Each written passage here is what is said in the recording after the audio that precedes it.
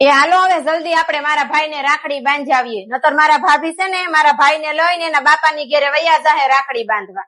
હા તે હાલો, હું તો તૈયાર જ છું, પણ આપણે પેલા કોને રાખડી બાંધવા જાવું? કોને બાંધવા જાહું એટલે મારો કહેવાનો મતલબ એમ છે કે પેલા આપણે તારા મોટા ભાઈની ઘેરે જવું છે કે નાના ભાઈની ઘેરે?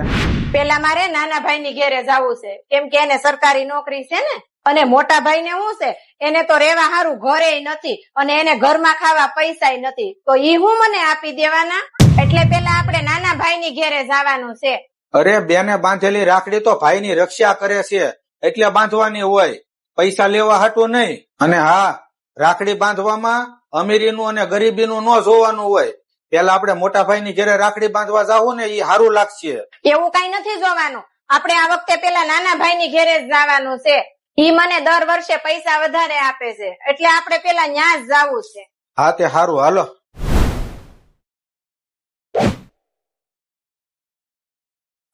કેમ છે ભાઈ? અરે બેન, તું કેમ આજ અચાનક આવી? અરે ભાઈ, તમે ભૂલી ગયા? આજે તો આવું જ ને, આજે રક્ષાબંધન છે અને બધી બહેનો રક્ષાબંધન ના દિવસે એના ભાઈની ઘેરે રાખડી બાંધવા તો જાય જ ને. અરે બેન, હું તો હાવ ભૂલી જ ગયો. બેહો બેહો, જીજાજી તમે બેહો.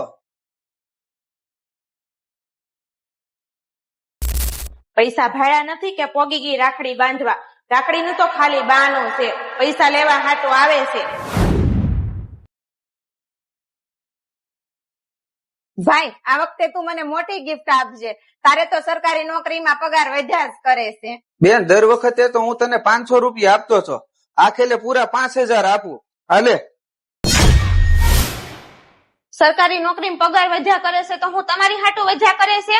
આ પૈસા મારા બાળ બચ્ચા હાટું છે, તમારી હાટું નથી. અને આલ્યો આ 500 રૂપિયા જાવ અહીંયાથી. હા બેન, તારા ભાભી હાસુ કહે છે, આ પૈસા તો મારા બાળ બચ્ચા માટે છે.